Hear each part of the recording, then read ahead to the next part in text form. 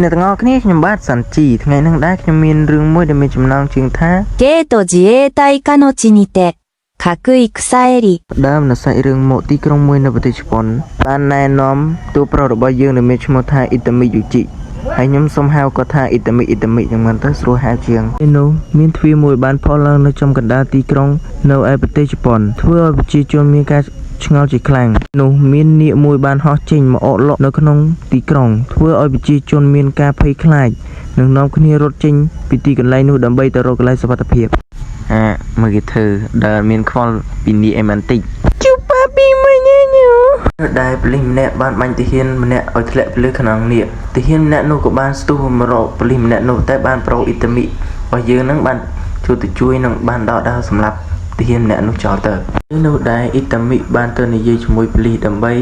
ឲ្យបើកទ្វាររាជវាំងដើម្បីឲ្យប្រជាជនចូលការពារកុំឲ្យមានអ្នកស្លាប់នៅខាងក្រៅ